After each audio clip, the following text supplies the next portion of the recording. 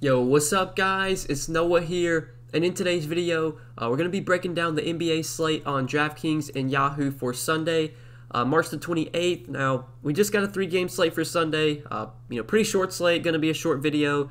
We haven't really had a short slate like this in quite some time. I'm probably going to be playing pretty light today. I might even take this slate off. I'm not exactly sure yet. I'll probably still be playing, but definitely going to play, less volume than normal.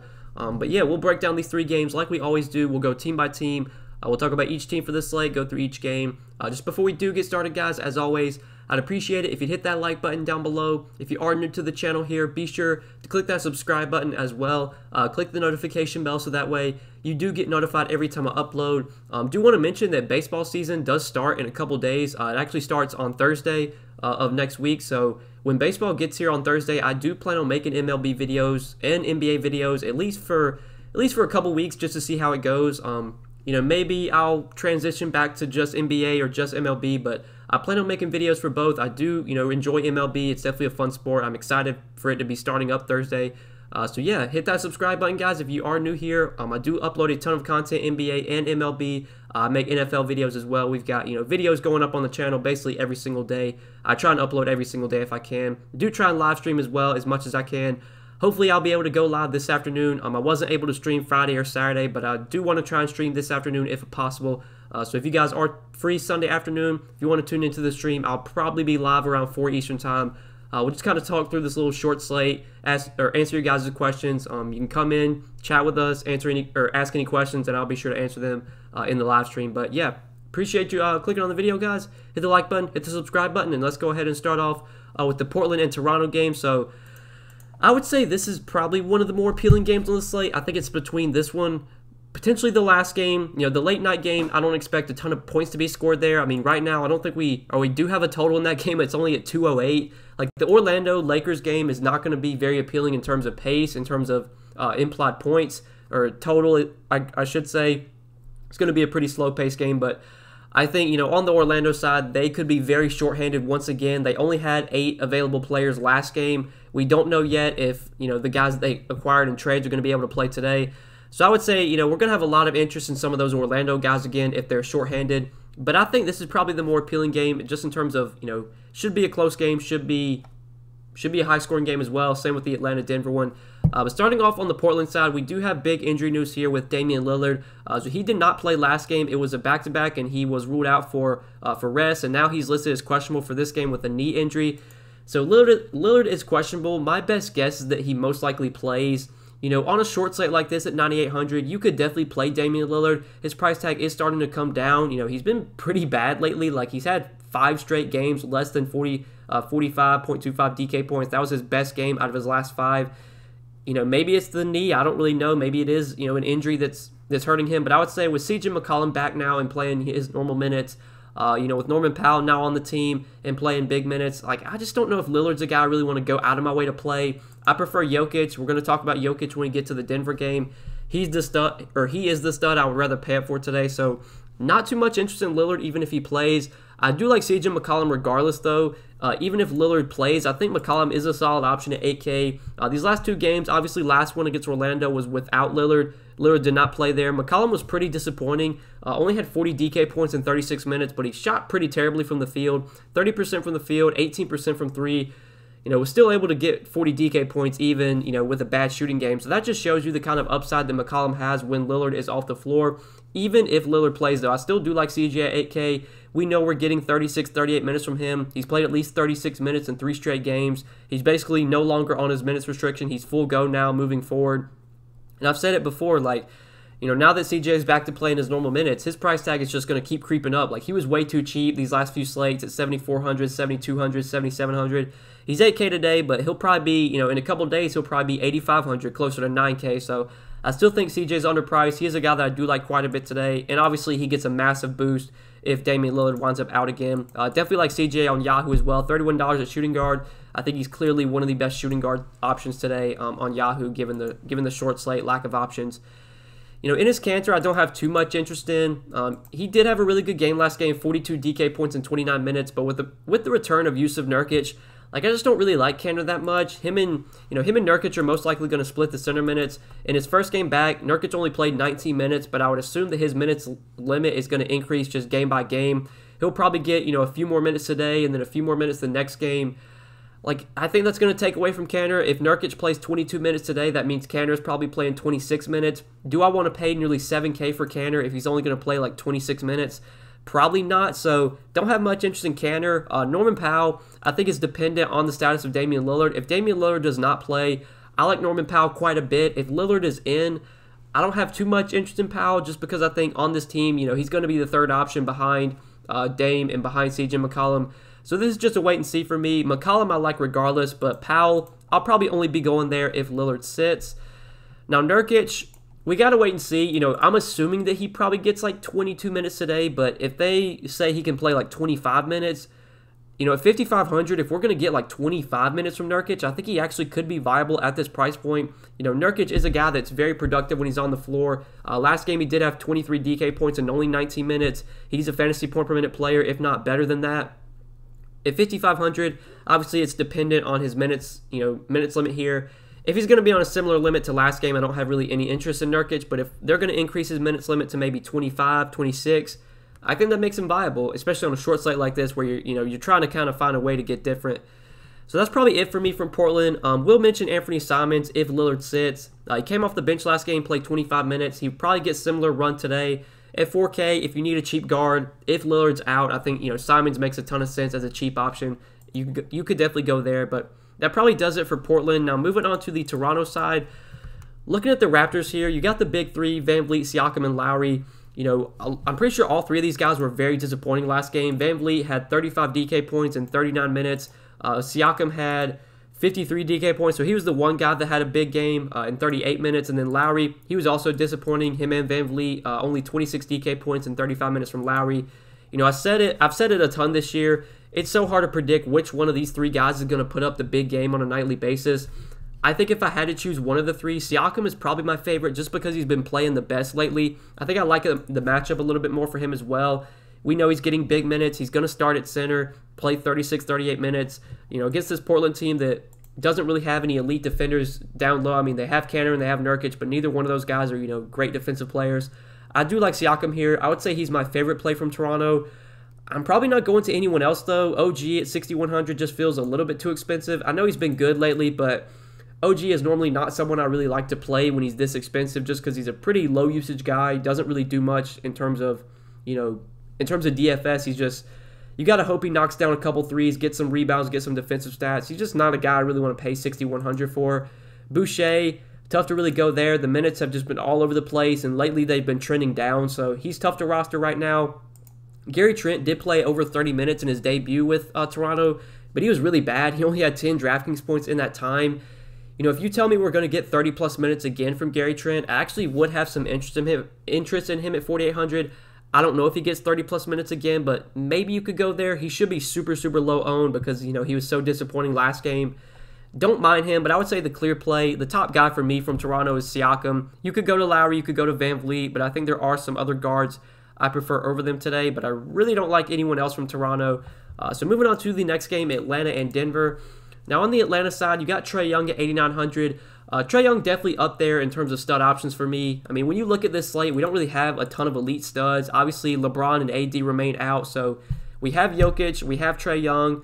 Those are really the only two guys above 8K, and then obviously you have Lillard, but Lillard's questionable right now. So really, if Lillard plays, we only have three options above 8K: Jokic, Dame, and Young. So there's not a ton of pay up options today, but I think Trae Young on a short slate like this makes a ton of sense. 8,900, not really that expensive for Trae Young. He's been good lately. He hasn't really been crushing this price, but he's been solid. 48, 47, and 47 DK points in his last three games. He's continuing to play big minutes, 36, 38 minutes a night for Trae Young. For what it's worth, he did have a monster game against Denver earlier this year. Had 69 DraftKings points in 36 minutes, 35 rebounds, 35 points, 6 rebounds, 15 assists. Huge game from Trae Young last time he played Denver. I don't think that matters really here, but definitely do like Trae Young on this slate. I would still have him behind Jokic, but Trae Young, obviously someone I'm going to have a good amount of interest in. Clint Capella at 7,500 I think looks somewhat appealing as well. I feel like they're going to need him to play big minutes here to match up with Jokic. He's been getting, more minutes lately. 31 last game against Sacramento, or the game before that, and then last game against Golden State, 30 minutes. So he's played at least 30 minutes in 2 straight games. The minutes were trending down before that, but it looks like they're kind of picking back up. So 7,500, you could definitely go to Clint Capella here. This does feel like a matchup where they're going to need his size, so I do feel pretty confident about him getting, 30 minutes again. Now, John Collins, I'm a bit iffy on. Like, he's shown plenty of upside. He has 2 games over his last 4 that with 60-plus DraftKings points. I mean, John Collins has shown massive upside lately. You still just don't know when he's going to put up these big games. Like, he's been super inconsistent this year. He could put up 60 DK points tonight, and I would not be surprised. He could put up 25 DK points tonight, and I would not be surprised. Like, I don't know if I really want to pay $7,300 for Collins, especially if he's going to get a good amount of ownership because, he had a good game last game. I think I'd rather play Capella over Collins. I think Capella just gives you more upside, so definitely like Trae Young, definitely like Capella. Not as interested in John Collins, but on a short slate, he's still viable. Deandre Hunter, he is questionable, so we'll need to monitor this. I'm pretty sure he sat out their last game. We did see, actually, Bogdanovic start last game. He's super cheap, 4,900. He did get into some foul trouble. He had 21 DK points in 21 minutes. I feel like he would have played more had he not been in foul trouble. He came out really hot and then kind of, cooled off, got in some foul trouble. But, yeah, for 4,900, I don't mind Bogdan if he does start again. He'd be a decent value play. I'd assume, though, if DeAndre Hunter returns, like, he's probably going to move back into the starting lineup. So it's just a wait and see. Definitely, though, top plays from Atlanta are Trae Young and Clint Capella for me. Trae Young, though, clearly one of the top studs on this short slate. Now, on the Denver side, a good amount I really like here. First off, Jokic, 10,400 on DK, I think is a clear top option, especially just because we don't have really any other studs on this slate. And on Yahoo, he's $56 over there. He's expensive, but Yahoo, the pricing's always it's always so soft, so should be very easy to get to Jokic. Should be easy to build around him. I think he is clearly one of the top studs on this slate. I don't really need to tell you guys that Jokic is a good play. I mean, the dude's just going out there and crushing almost every night. He's playing huge minutes. Gives you triple-double upside. You look at his last 5 games. I mean, he has at least 64 DraftKings points in 4 of his last 5 games. Just been so good. The matchup against Atlanta, I wouldn't say it's really that great. Atlanta's been better defensively this year. They're not playing as fast, but nobody on Atlanta is really going to stop Jokic. I know he had a mediocre game against them earlier this year, but I'm not really looking too much into that. On a short 3-game slate like this where we don't have a ton of stud options, I think Jokic is clearly a guy we want to be trying to build around if possible. Jamal Murray, though, we have at 7,700. I do have some interest in Jamal Murray at this price point. He is pretty affordable on Yahoo as well. If you do play over there, Jamal Murray coming in at $29. Definitely like that price. He's been better lately. We saw Jamal Murray have that stretch, I would say, probably early March where he was just really disappointing, was underperforming for his salary. Lately, he's been a little bit better. Did have a really good game last game against the Pelicans. Don't mind going to him here at 7,700. I think I'd rather have CJ McCollum over Jamal Murray, but, you could definitely go to Murray at 7,700. Now, Aaron Gordon, he is questionable right now. He could make his debut with the Nuggets. We don't exactly know yet.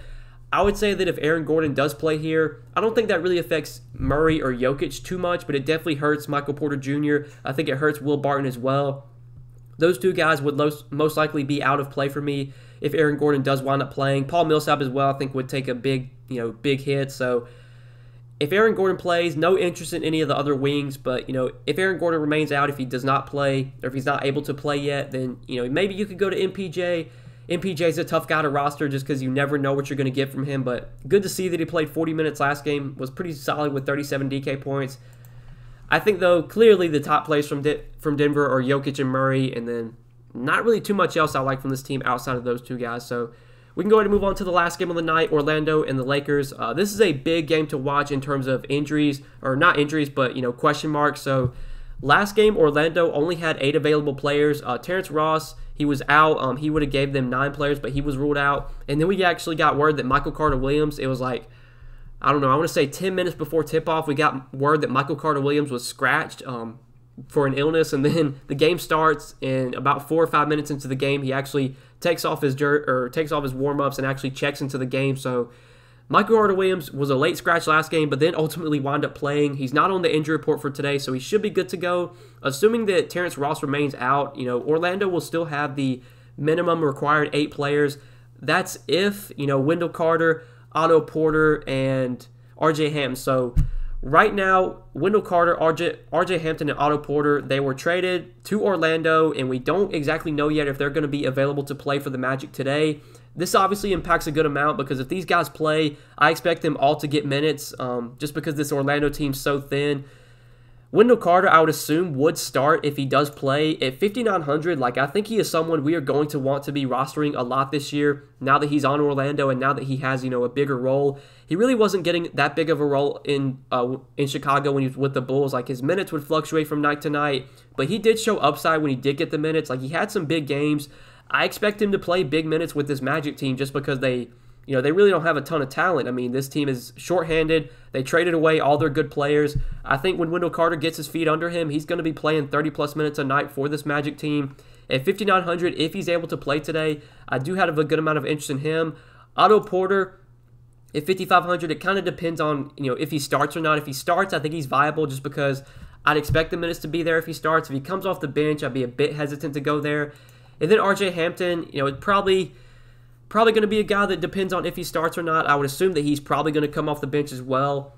So really, I would say of the guys that got traded to Orlando, really the only one I have interest in, if they play, I think the only one I have interest in is Wendell Carter. But, if Porter or Hampton, if one of them start, they could be viable too.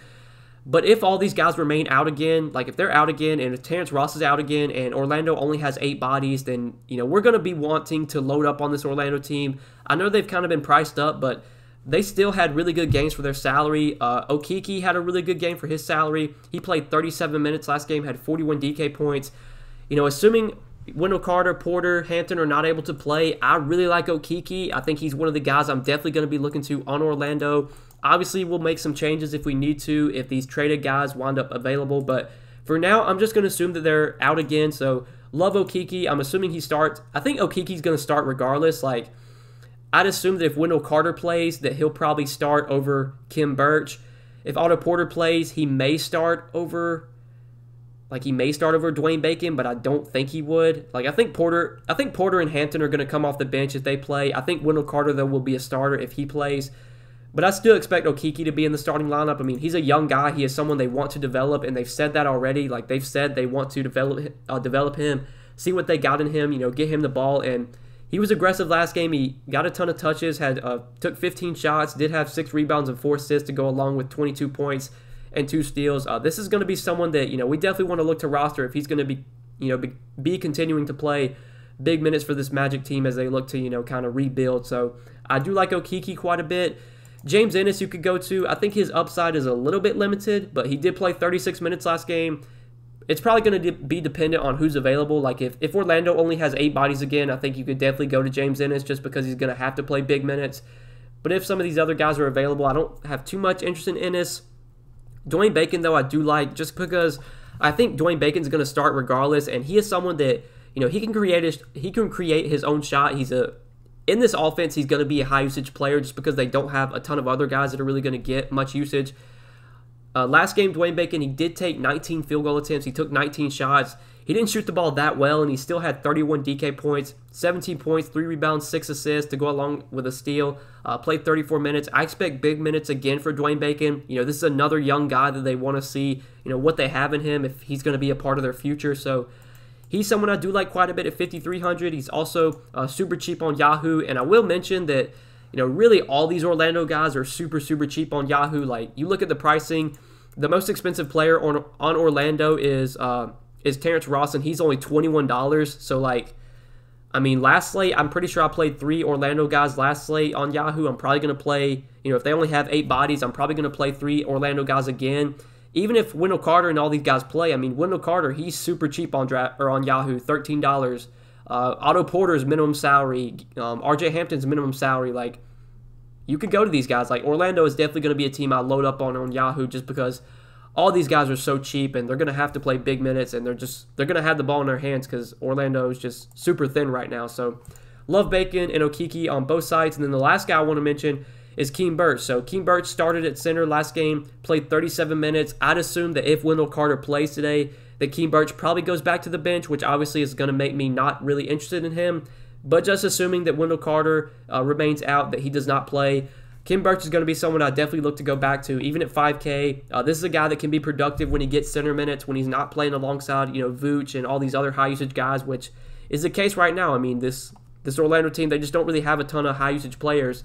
Dwayne Bacon's going to get a lot of usage in this offense, but he's not a guy that's going to take away shots from other guys. So I like Kim Birch at 5K. I expect another, pretty big game from him, another, I would say in terms of minutes, like another game where he plays big minutes, assuming that Wendell Carter is not available. So love Kim Birch at $14 on Yahoo, someone I'm definitely going to be looking to over there. And on Yahoo, it's pretty easy that, if Wendell Carter is available and if he winds up playing, then you can just swap Kim Birch to Wendell Carter because Wendell Carter is super cheap, only $13. On DraftKings, you'll have to find some additional salary, but we do have a decent amount of value today, so you should probably be able to make that work, especially if Dame gets ruled out. That's going to give us some value. But, yeah, love these Orlando guys once again, especially if they only have 8 bodies again. Now, Mo Bamba, he came off the bench, played 22 minutes. Don't know if I really want to go to him, even if they only have 8 players again, because Mo Bamba's probably only going to play like 20 to 22 minutes. 4,800, I would rather play Kim Birch, who's going to play probably 10 to 15 more minutes than Bamba is. Same with Chasen Randall. He actually started last game, but then he lost a lot of minutes when Michael Carter-Williams checked in. I'm assuming Michael Carter-Williams moves back into the starting lineup today. Chasen Randall probably gets like low 20s minutes. Don't really have any interest in him at 4,300. And then lastly, they do have Kareem Maine, but he only played 19 minutes. I really don't have any interest in him. So to quickly break through these to quickly run down Orlando one more time, if they only have 8 bodies again, so if Terrence Ross is out again and Wendell Carter, Otto Porter, RJ Hampton are not available, then, really all these guys, aside from the bench guys, I don't know if I really want to go to any of the bench guys, but all the starters, MCW, James Ennis, Bacon, Okeke, Birch, would all be viable once again. If Wendell Carter, Otto Porter, RJ Hampton, if they wind up playing, then obviously I'm going to have a lot lower interest. My interest in these Orlando guys is going to be a lot lower. But depending on what their starting lineup is, I still might like a guy like Bacon if he's starting. Still might like Okeke if he's starting. But I do expect, probably one of those 3 guys, maybe 2 of the recently traded guys to move into the starting lineup when they are available. But yeah, going to be something we have to keep an eye on. It sucks that this is the late night game. Hopefully we have an update here, sometime in the afternoon, but we'll have to keep an eye on it. Orlando, definitely a team to watch when it comes to, questionable guys. But moving on to the Lakers side, there really isn't as much interest on the Lakers for me today. I think a lot of my interest in this game is coming from the Magic. You have Montrezl Harrell, Kyle Kuzma, Dennis Schroeder, 3 guys that could continue or that should continue to dominate the usage, dominate the touches in this offense with LeBron and AD still out. But they're all priced appropriately in my opinion. Like they're all above 7K. I really don't feel like I have to have any of these guys when they're at these price points. Harrell still did have a good game last game, 44 DK points in 30 minutes. He's going to continue to get around 30 minutes off the bench. Even with Marc Gasol back, I still expect there to be pretty good minutes for Harrell off the bench. Kuzma played only 27 minutes. He was really bad last game, but I mean, we know we're going to get big minutes from Kuzma most nights. I think he's most likely going to play 36, 38 minutes a night while LeBron and AD remain out. So at 7,200, he's not out of play, but he's still viable, just not a top option for me. And then Dennis Schroeder, he's actually been playing a lot better lately. 44 and 40 DK points his last 2 games. Also, continues to get big minutes. I would say of these 3 guys, Schroeder's probably my favorite, but they're all 3 viable. I don't think any of the 3 are like top options for me. I don't know if any of those 3 guys I'm really going to be starting my lineups with, but as last pieces in, I'm totally fine with one of them if you want to go there, but I'm really not considering anyone else on the Lakers. Like THT, he's just too expensive at $5,700. Don't want to pay this price tag for him. Same with Markieff Morris. Don't want to pay $5,100 for him. I don't have any interest in any of the bench guys, so it's just Harrell, Schroeder, and Kuzma. Those are really the only 3 guys I like from the Lakers, and I don't think any of them are priorities for me, but they're all viable as last pieces in. I think if I had to pick one, though, Schroeder's probably my favorite between the 3. But yeah, guys, that does it for the Lakers, and that does it for our 3-game slate for tonight. Obviously, pretty short slate, but hopefully, or at least I'm pretty sure we'll be back to a normal size slate on Monday. I think I can probably check it real quick. I think we have like 8 games or something on Monday. Should be back to a normal slate then. Let me check it real quick. Let's see. So Monday we got 1, 2, 3, 4, 5, 6, 7. Oh yeah, we got a big slate Monday. We got 3, 4, 5, 6, 7, 8, 9, 10. We got 11 games on Monday. So yeah, we'll be back to a big slate Monday. Short little 3-gamer for Sunday. Like I said at the beginning of the video, I'm probably going to be playing a lot lighter today than normal. If not, I might just take this slate off I'll still be posting content on Patreon, but I'm going to tell my Patreon members that I'm probably not playing this slate. Like, I just don't like playing short slates like this.